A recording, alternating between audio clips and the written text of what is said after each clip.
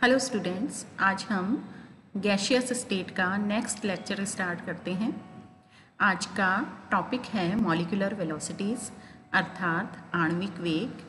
आणविक वेग पढ़ने के बाद हम कोलिजन नंबर पढ़ेंगे तथा कोलिजन नंबर के पश्चात हम मीन फ्री पाथ अर्थात मुक्त माध्य पथ को पढ़ेंगे। सर्वप्रथम molecular velocities. Students, molecular velocities जिसे हम आणविक वेग कहते हैं अर्थात किसी भी गैस में उपस्थित अणुओं का वेग आणविक वेग कहलाता है। आणविक वेग का 3 प्रकार के होते हैं। आणविक वेग, वर्गमाध्य मूल वेग, औसत वेग एवं मोस्ट प्रोबेबल वेलोसिटी अर्थात सर्वाधिक संभाव्य वेग। सर्वप्रथम हम वर्गमाध्य मूल वेग पढ़ेंगे जिसे कि हम square root mean square root velocity भी कहते हैं या रूट मीन स्क्वायर वेलोसिटी भी इसे हम कहते हैं, जिसे कि हम CRMS के द्वारा व्यक्त करते हैं। तो CRMS, R है रूट, M है मीन और S है स्क्वायर। तो रूट मीन स्क्वायर वेलोसिटी को हम RMS वेग कहते हैं अर्थात वर्ग माध्य मूल वेग कहते हैं। तो वर्ग माध्य मूल वेग क्या होगा? कोई भी गैस है, किसी भी गैस में कई अणु हैं। मान लीजिए एक गैस है, गैस में n अणु हैं, तो उन सभी अणुओं के वेगों का स्क्वायर। गैस में मान लीजिए n अणु हैं, तो n अणुओं के वेगों का स्क्वायर अर्थात वर्ग ज्ञात करने के बाद उन वेगों का औसत अर्थात उन जो स्क्वायर वेलोसिटीज़ हैं अर्थात वेगों का जो वर्ग है उस वर्ग को हम ऐड करके अणुओं की कुल संख्या से यदि हम डिवाइड कर देंगे तो क्या आ जाएगा? औसत वेग। और उस औसत वेग को इस प्रकार प्राप्त जो वेग है उसका हम यदि वर्गमूल ले लें यानी रूट ले लें, स्क्वायर रूट ले लें, तो इसे वर्ग माध्य मूल वेग भी हम कहते हैं। तो इसे हम इस प्रकार से परिभाषित करेंगे, डिफाइन करेंगे कि किसी गैस के कुल अणुओं के वेलोसिटीज़ के स्क्वायर्स के यानी कुल अणुओं के वेगों के स्क्वायर के अर्थात वर्गों के औसत का यानी एवरेज का स्क्वायर रूट अर्थात वर्गमूल जो है वह वर्ग माध्य मूल वेग कहलाता है। ठीक है, तो इसे VRMS या CRMS के द्वारा व्यक्त करते हैं तथा CRMS जो है इसका फॉर्मूला क्या हो गया? CRMS इज इक्वल टू, जिसे कि सिंपली C से भी हम एक्सप्लेन करते हैं, C से भी डिनोट करते हैं। C is equal to C1 square plus C2 square plus C3 square plus C4 square plus dash dash dash CN square lastly divided by N। Divided by N का meaning है इसका average, squares का average and it is इन सब की जो whole power है 1/2 यानी इसका स्क्वायर रूट। यह स्क्वायर रूट क्या कहलाता है? CRMS। तो R का मतलब रूट यानी स्क्वायर रूट, M का मतलब मीन यानी एवरेज और S का मतलब स्क्वायर यानी कि वर्ग। तो इस प्रकार से हम कह सकते हैं कि यदि N1 मॉलिक्यूल्स की वेलोसिटी C1 हो, N2 मॉलिक्यूल्स की वेलोसिटी C2 हो, N3 मॉलिक्यूल्स की वेलोसिटी C3 हो, N4 मॉलिक्यूल्स की वेलोसिटी C4 हो एंड लास्टली N मॉलिक्यूल्स की वेलोसिटी CN स्क्वायर हो, तो हम क्या कहेंगे? कुल CRMS वेग is equal to N1 C1 square plus N2 C2 square plus N3 C3 square plus N4 C4 square plus dash dash dash N CN square divided by N1 plus N2 plus N3 plus Ni यानी कुल total number of molecules and इसका square root. इसको हम क्या कहेंगे? RMS velocity, जिसको हम इस प्रकार से व्यक्त कर सकते हैं summation of NiCi square divided by summation of Ni का स्क्वायर रूट। तो यह कहलाती है रूट मीन स्क्वायर वेलोसिटी, जिसे कि हम CRMS वेलोसिटी भी कहते हैं।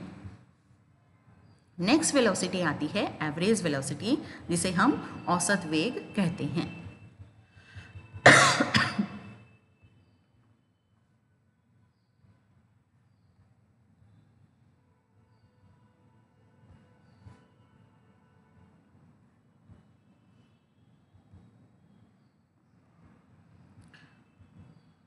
CRMS वेलोसिटी में ही हम आगे देखते हैं कि काइनेटिक गैस इक्वेशन के अनुसार काइनेटिक गैस इक्वेशन क्या कहती है। काइनेटिक गैस इक्वेशन होती है PV is equal to 1/3 mc²। यह हमारी काइनेटिक गैस इक्वेशन है, अणुगतिक समीकरण है, जहाँ P is the pressure of the gas, V is the volume of the gas and 1/3 and m is the mass of the molecules and n is the total number of moles of the molecules या total number of molecules and c is the velocity. This is c square is the RMS velocity का square है। c क्या है यहाँ? RMS velocity है c और c का square। तो mn जो है, mn को कलेक्टिवली हम क्या बोल सकते हैं? mn का जो प्रोडक्ट है वो मॉलिक्यूलर वेट के बराबर होता है, कैपिटल M अणु भार के बराबर होता है स्मॉल mn। ठीक है, तो स्मॉल mn को हम रिप्लेस कर सकते हैं कैपिटल M के द्वारा। तो capital M is equal to small mn। Capital M gas का अणु भार जो है वो स्मॉल कैपिटल M यानी अणु भार के बराबर होता है। तो हमने स्मॉल mn को रिप्लेस कर दिया कैपिटल M के द्वारा। तो कैपिटल M के द्वारा रिप्लेस करने पे हमारी इक्वेशन हो जाती है c² is equal to 3pv/mn या c² is equal to 3pv by capital M, जहाँ M क्या है? Molecular weight of the gas. और किसी भी गैस का मॉलिक्यूलर वेट को यदि हम उसके वॉल्यूम से डिवाइड कर दें, यानी molecular weight divided by volume क्या कहलाता है? उस गैस की डेंसिटी कहलाती है। और डेंसिटी को हम कैपिटल D या फिर रो के द्वारा भी हम डिनोट करते हैं। तो डेंसिटी हो गई m/v यानी कैपिटल D, और जिसे रो या D के द्वारा हम व्यक्त करते हैं, तो ये डेंसिटी हो गई। तो इस प्रकार से हम देखते हैं कि c² is equal to 3pv/m और m/v is equal to density. और m/v जो डेंसिटी है उसको हम किससे शो कर सकते हैं? इसको हम शो कर सकते हैं m/v को रो से। तो आइए देखिए, अब c² को हम किस तरह से लिख सकते हैं? c² is equal to 3pv/m और c is equal to square root of 3pv/m। For one mole gas PV is equal to क्या होता है? RT के बराबर होता है, RT के इक्वल होता है। So we can write from here PV की जगह हम we can write RT। So in place of PV we can write RT here. So equation becomes square root of 3RT/m and it is again equal to square root of 3p/d। Why D क्योंकि m/v को हम क्या कह देते हैं? रो या density D कह देते हैं। तो 3p square root of 3p/d लिखें या फिर 3p/रो, स्क्वायर रूट ऑफ 3p/रो, रो का वर्गमूल 3p/रो का वर्गमूल, जहाँ D क्या है? D या रो घनत्व है। तो इस प्रकार से हमने देखा कि जो CRMS वेलोसिटी होती है वह उसकी वैल्यू कितनी होती है? √3pv/m या √3RT/m या 3p/रो। यह हो गई हमारी root mean square velocity. Next velocity आती है हमारी एवरेज वेलोसिटी। एवरेज वेलोसिटी यानी औसत वेग। औसत वेग को हम किससे प्रदर्शित करते हैं? औसत वेग को हम c बार से व्यक्त करते हैं। एवरेज वेलोसिटी को c बार से व्यक्त करते हैं। तो समस्त अणुओं के वेगों के योगफल में यदि अणुओं की कुल संख्या का भाग दे दिया जाए, यानी किसी भी गैस में जितने टोटल मॉलिक्यूल्स हैं उनके अगर जो वेलोसिटीज़ हैं उन वेलोसिटीज़ को हम ऐड कर दें, तो उनका जो भी सम होगा, इन सभी वेलोसिटीज़ का जो योग होगा, उसमें यदि टोटल अणुओं की कुल नंबर यानी कुल संख्या को डिवाइड कर दें, हम भाग दे दें, तो हमें औसत वेग एवरेज वेलोसिटी प्राप्त होती है, जिसे c बार से हम व्यक्त करते हैं। तो c bar is equal to c1 plus c2 plus c3 plus dash dash dash plus cn up to cn, अर्थात टोटल जितने भी मॉलिक्यूल्स हैं उन सभी वेलोसिटीज़ को ऐड करके हम टोटल नंबर ऑफ मॉलिक्यूल्स यदि डिवाइड कर देते हैं, तो यह जो वेलोसिटी हमें मिलती है उसको हम एवरेज वेलोसिटी या औसत वेग कहते हैं। तो जहाँ C1, C2, C3 आदि अणुओं का जो है वो वेग है तथा n अणुओं की कुल संख्या है। किसी भी गैस में जितने अणु हैं टोटल, उनकी कुल संख्या को हम n से यहाँ प्रदर्शित कर रहे हैं। अब यहाँ हमें पता है, हमने लास्ट लेक्चर में मैक्सवेल बोल्ट्जमैन डिस्ट्रीब्यूशन लॉ पढ़ा था। तो वेगों के वितरण नियम से इस स्क्वायर रूट इसका जो एवरेज वेलोसिटी है उस क्या प्राप्त होती है? वेगों का जो मैक्सवेल बोल्ट्जमैन लॉ के द्वारा हमने एवरेज वेलोसिटी को कैलकुलेट किया और यह हमें कितनी प्राप्त हुई? यह हमें प्राप्त हुई c bar is equal to यानी एवरेज यानी औसत वेग is equal to square root of 8RT/πm, जहाँ R गैस कांस्टेंट है, T टेम्परेचर है, कैपिटल M क्या है? कैपिटल M है मॉलिक्यूलर वेट। अब RT को हम PV से भी व्यक्त कर सकते हैं। तो for 1 mole gas PV is equal to RT, तो RT की जगह हमने रिप्लेस कर दिया PV, so we can substitute PV by RT here. सो हमारी इक्वेशन हो जाती है average velocity is equal to square root of 8 RT upon pi m is equal to square root of 8 PV by pi m। ठीक है, और we know that m by v is equal to what? m by v is the density of the gas, और density of gas को हम capital D से यहाँ denote कर रहे हैं। तो यहाँ हो गया, we can write 8p by rho, 8p by pi into D for density, या D लिख दो या रो लिख दो। सिमिलर इसको एक्सप्रेस करने के डिफरेंट वेज हैं। डेंसिटीज़ को D से भी हम एक्सप्रेस कर सकते हैं, रो से भी एक्सप्रेस कर सकते हैं। तो हमारी जो C बार जो है, C बार की वैल्यू हो गई square root of 8p by pi D या 8p by pi rho, where m by v is equal to D density और rho. This is the average velocity. And average velocity के बाद जो last velocity आती है हमारी, वो last velocity है मोस्ट प्रोबेबल वेलोसिटी, अर्थात सर्वाधिक संभाव्य वेग। सर्वाधिक संभाव्य वेग जिसे कि हम प्रायिकतम वेग भी कहते हैं, मोस्ट प्रोबेबल वेलोसिटी जिसे कि मोस्ट प्रोबेबल अर्थात सर्वाधिक संभाव्य वेग जिसे कि MP वेलोसिटी या मोस्ट प्रोबेबल वेलोसिटी भी कहते हैं, और इसे हम अल्फा के द्वारा शो करते हैं। तो प्रायिकतम वेग या सर्वाधिक संभाव्य वेग को हम अल्फा के द्वारा प्रदर्शित करते हैं। कुछ अणुओं का वेग बहुत ही अधिक होता है, हमें पता है। मान लीजिए एक पात्र में, एक वेसल में हमारी गैस भरी हुई है, तो गैस के बहुत से मॉलिक्यूल हैं, असंख्य मॉलिक्यूल्स हैं। तो उन मॉलिक्यूल्स में कुछ अणुओं की वेलोसिटी तो बहुत अधिक होती है, जबकि कुछ अणुओं की वेलोसिटी, कुछ मॉलिक्यूल्स की वेलोसिटी बहुत कम होती है, और कुछ मॉलिक्यूल्स जो होते हैं वो एक निश्चित रेंज के अंदर उनकी वेलोसिटी होती है। तो कुछ अणुओं का वेग बहुत अधिक होता है, कुछ अणुओं की वेलोसिटी बहुत कम होती है, और गैस के अधिकांश अणु यानी किसी भी गैस के मैक्सिमम अणु जिस वेग से गति करते हैं, यानी किसी गैस के मैक्सिमम मॉलिक्यूल्स का जो वेलोसिटी होती है, मैक्सिमम मॉलिक्यूल्स के द्वारा ऑब्टेन की हुई जो वेलोसिटी होती है, उस वेलोसिटी को हम क्या कहेंगे? प्रायिकतम वेग, यानी सर्वाधिक संभाव्य वेग हम इसको कहते हैं। तो according to Maxwell distribution law, वेगों के वितरण नियम के आधार पर हमने प्रायिकतम वेग की गणना की, और प्रायिकतम वेग हमें कितना प्राप्त हुआ? अल्फा, यानी most probable velocity is equal to square root of 2RT by m। Square root of 2RT by m हमें मोस्ट प्रोबेबल वेलोसिटी प्राप्त होती है। तो square root of 2RT by m को और क्या लिख सकते हैं हम? Square root of 2PV by m, और m बाई v हमें पता है m बाई v क्या होती है? m by v is the density of the gas, so we can write here square root of 2p by d, और square root of 2p by d को हम रो से भी एक्सप्रेस कर सकते हैं। तो we can write alpha is equal to square root of 2p by rho. तो 2p बाई जो रो है, 2p बाई रो जो है, यह हमारी मोस्ट प्रोबेबल वेलोसिटी है, जिसको कि हम अल्फा से डिनोट करते हैं। इन वेलोसिटीज़ के जो डेरिवेशंस हैं, वो डेरिवेशंस भी हमारे कोर्स में हैं, जिन्हें कि हम आगे सॉल्व करेंगे। सॉल्व करके देखेंगे कि किस प्रकार से हमें ये वेलोसिटीज़ प्राप्त हुई। तब हम देखते हैं कि CRMS या VRMS भी कहते हैं, RMS वेलोसिटी यानी root mean square velocity, C bar यानी एवरेज वेलोसिटी यानी C बार औसत वेग, तथा अल्फा यानी मोस्ट प्रोबेबल वेलोसिटी में क्या रिलेशन है।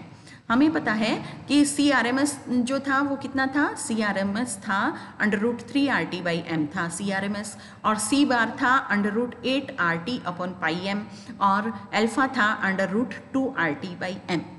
ठीक है, तो इस प्रकार से हमने देखा कि C बार जो है, ये इनको अगर हम एक साथ लिख दें, किसको? √3RT बाई m, तो ये हो गया CRMS का। RT बाई m को यदि हम कॉमन फैक्टर मान ले तो ये तो हो गया CRMS, और CRMS RMS वेलोसिटी हो गई, और स्क्वायर रूट वेलोसिटी क्या थी? √8RT upon pi m। तो √8 बाई पाई, क्योंकि RT बाई m इसमें कॉमन फैक्टर है, तो √8 बाई पाई जो है वो हमारा हो गया मीन वेलोसिटी, अर्थात इसको कहते हैं हम एवरेज वेलोसिटी भी कहते हैं। तो √8 बाई पाई, जो है हमारी ये हो गई मीन वेलोसिटी। और मोस्ट प्रोबेबल वेलोसिटी हमने पढ़ी √2 RT/m, जिसको ही हम RT/m जो कॉमन है तीनों में, और इसको हमने √2 लिख दिया।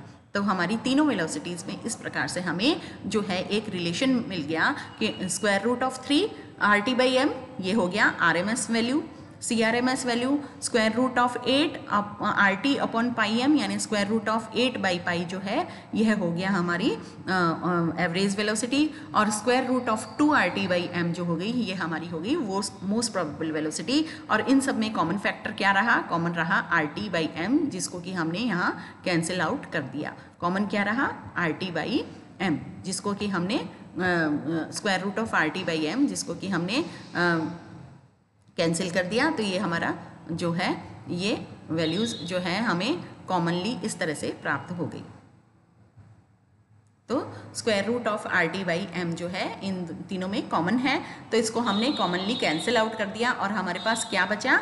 हमारे पास फैक्टर बचा √3 ये RMS वेलोसिटी, √8/π जो कि हो गई एवरेज वेलोसिटी, और √2 जो कि है मोस्ट प्रोबेबल वेलोसिटी। तो इस प्रकार से हमने इसमें अगर हम रिलेशन निकालते हैं तो हमें क्या रिलेशन प्राप्त होता है? हमें रिलेशन प्राप्त होता है एवरेज वेलोसिटी हमें प्राप्त होती है 1.2 अल्फा के बराबर, और अल्फा हमें प्राप्त होता है 0.816 C, यानी ये C कौन सा है? CRMS है, RMS वेलोसिटी है, और RMS वेलोसिटी हमें प्राप्त होती है 1.086 C बार, यानी एवरेज वेलोसिटी के बराबर प्राप्त होती है।